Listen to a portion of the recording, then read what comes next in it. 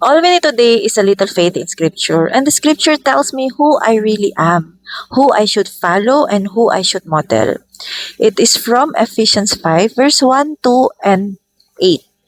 It says here, "Therefore be imitators of God, as beloved children, and walk in love, just as Christ also loved you, and gave himself up for us, an offering and a sacrifice to God as a fragrant aroma.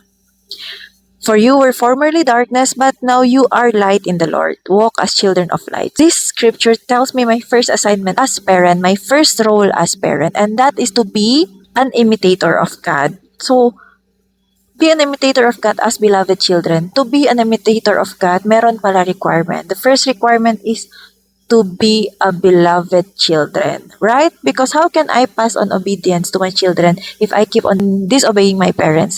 How can I pass on respect if I keep on disrespecting my husband? How can I teach submission to them if I keep on disobeying the number one command of God as a wife, and that is to submit to my husband, right? A fragrant aroma. How can I become a fragrant aroma? It says here, gave himself up. I heard this somewhere that God already gave us the perfect tool to die to ourselves, and that is our children, right? Because as much as we want to admit it or not, our heart is our convenience store. Why? Sabi dito, darkness. You were formerly darkness. These darkness are the conveniences in our heart. Mas madali ang magbarkada, mas madali magyosi, mas madali mag-disobey, magsigaw, mandabog, mag-fall into lustful things. At for me, mas madali ang mandabog, 'di ba?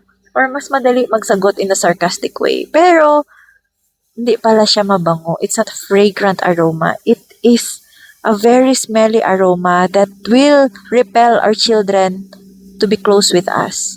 That will repel our siblings to be close with us. That will repel our parents to be close to us. That will repel our partner, our husband, our spouse to be close to us.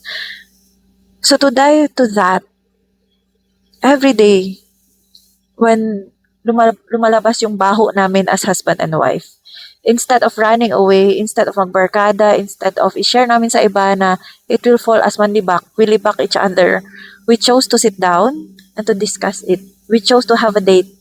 Not only the two of us, but this time, we choose to have a date in some quiet time, in a discipleship time, which is our favorite date time right now because we get to learn God through the life of Jesus. Jim, si Jesus pala ganito. Jim, si Jesus pala ganito. He is a planner. He speaks very inviting, in an inviting way. He speaks in a very loving way. He prepares ahead of time. He cooks, he cooks. He eats vegetables. He eats fish. What else? He is a carpenter. Right? Because there was one time na dalawa kami, tapos nilagay ko yung tumbler ko in the middle. Pag upo niya, syempre namangga yung kanyang braso. Sabi niya, Samok, baka dito mo nilagay. Alam mo, the convenient way of responding to him that time was in a sarcastic way also. But I stopped and I told him, I just transferred the bottle to a different place and I told him, you know what, Jim? Parang mas maganda pakinggan na, Be, medyo sagabal pag dito nakalagay. Pwede dito na lang ilagay next time. Sabi ko, di ba? Sabi niya, Samok, sabi niya ganyan. But I know him. That's just his way of showing me appreciation na hindi kami nag-away. We just chose to follow, to imitate how Jesus responds in every situation. So sabi dito, you were formerly darkness, but now you are light in the Lord. Walk as children of light. So every day, as we chose to be an imitator of God, we chose to be a child every day by obeying every command that He gave us. Because only by then, we can be an example, a model to our kids. And we can only do this by making relationship with Jesus every day. through Scripture at a time.